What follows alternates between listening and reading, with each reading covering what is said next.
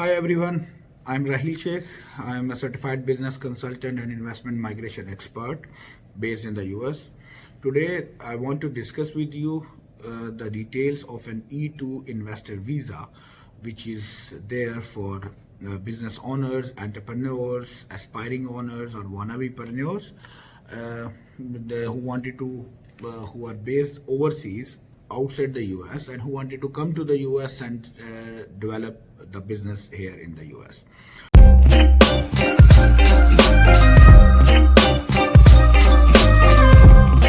So the first and the most important thing in the treaty country relationship of the E2 visa, you need to validate, you need to verify whether the country of your current citizenship or your current living is having a treaty relationship with the US or no. You can have a whole list of the countries which have the treaty relationships with the US available on the US government website, which is travel.state.gov. You can go and check first of all whether your country is there on the treaty list or no. And you know what? If your country is there in the treaty relationships, then there is a good news, and this is the good news, that you are qualified or you are pre-approved for the E2 visa. Pre-qualified, sorry, not pre-approved. So you are pre-qualified for the E2 visa. Now, what is E2 visa? E2 visa is the people who wanted to start, establish, or invest into an existing business into the US, and they want to move to the US to manage their businesses. Now, there are certain requirements, there are certain limitations, there are certain prerequisites for the E2 visa application, and in this video I'll explain you the whole of the requirements and the conditions which are supposed to met for the E2 visa. In general, there are total 7 criteria which makes you qualified for an E2 visa. I'll break down all the seven qualifications here so that everybody will get a whole idea. The first and the most important is as I just mentioned, it has to be a treaty relationship with your country of current citizenship must have a US treaty relationship. Once you verify that, whether your name is there on the list, you're good. Then we'll go to the second step. The second requirement of the E2 visa or E2 business investor treaty investor visa is that you need to have a ownership in the business, and that ownership cannot be less than 50% of the shares, which means whether you start a new business or you purchase an existing business, your current ownership has to be 50% minimum. Either anything above than 50% is fine, but minimum it has to be 50% to qualify the second requirement of E2 business visa. The third requirement for the E2 visa is you need to have an ability and the skills to develop and direct the business. What does that mean? Now, that means is that whatever the business you are choosing, that should match with your credibility, with your existing career profile, or with your potential. You need to have the ability, you need to prove that ability that you can manage that business, whether it can be a retail outlet, it can be service industry, it can be an IT company, it can be anything, but you need to have the ability to run and manage that business. So if you have that ability, you have that potential that you can run and establish and grow the business, then you are good to go for you are satisfying the third requirement of E2 visa. The fourth and the most important requirement for this one, because in this requirement there is a lot of misunderstanding and the misconceptions are available in the market. I have seen a lot of people who probably not have hands-on experience with the E2. They have confused this particular condition. And what is that condition? That condition is that you need to make a substantial amount of investment to qualify for an E2 visa. Now, what does that mean? Does that mean that you need to spend at least a minimum of $200,000 to qualify for a visa, or you need to spend at least $500,000 or $150,000? No. The answer is no.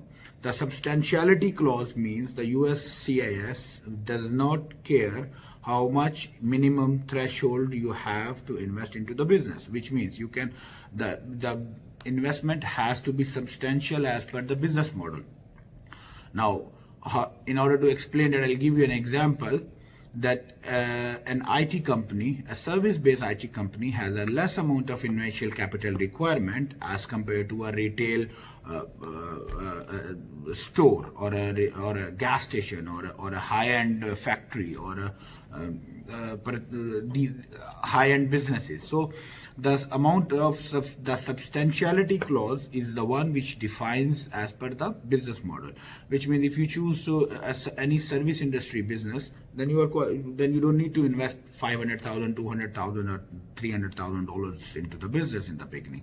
You can just make the business amount or a business investment which is substantial, which is sufficient for you to establish a business, run it, and cover up all the operational cost. That's it. It can be $50,000.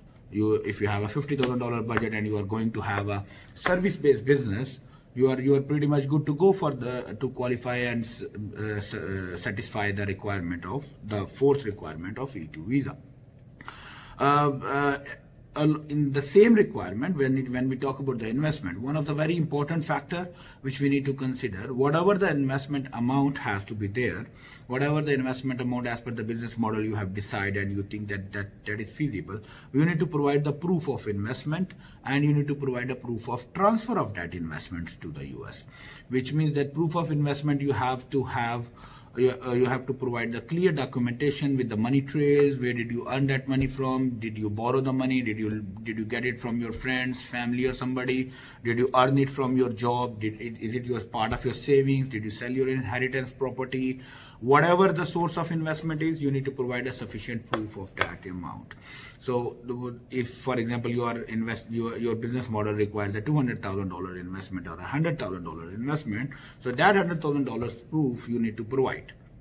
If it is a $50,000 investment, then you are good to provide a $50,000 investment proof, and that investment has to be transferred legitimately from your current country of residence to the US company bank account, and that has to be through the official banking channels, legitimate channels, and you need to provide that proof of transfer from your home country to here.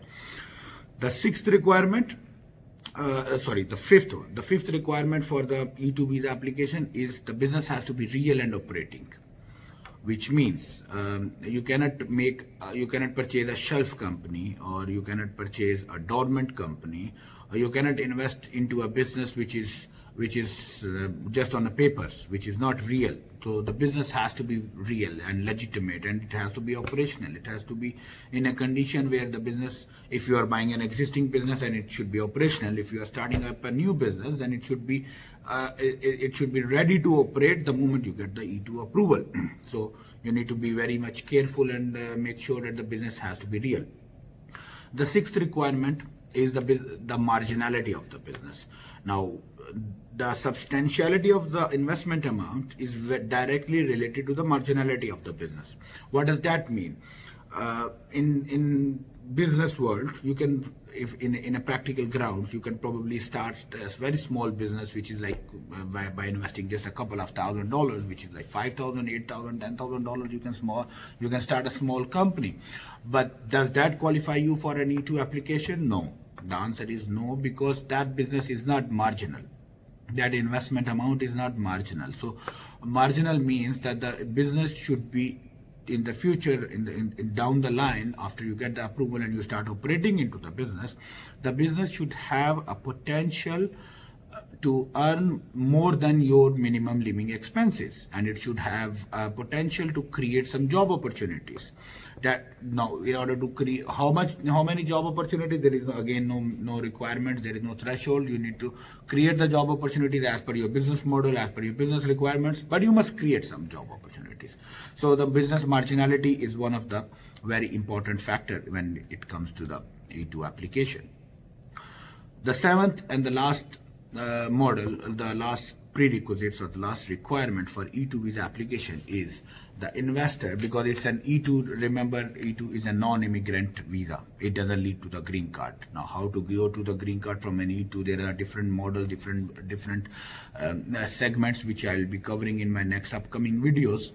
But currently we are talking about the E2, so we will remain focused on the E2 application or E2 business visa applications. E2 is a non-immigrant visa, which means same like a B1 B2 visa. The USCIS or the US consulate or the US embassies, they need to have a proof that you have an intent to depart from the US at the expiry of the E2 visa. Now, what does that mean? That means is like you need to come to the country, you need to establish the business, and you will remain in the country as long as the business is working. So you will keep renewing the E2 visa.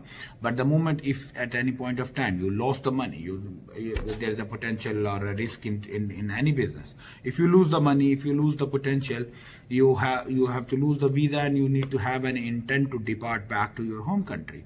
So you need to provide a sufficient ties in your home country, in your hometown, that there at the expiry or completion of the E2 visa, you have a good intentions to go back to your home country. So these are the 7 general basic requirements of E2 visa application.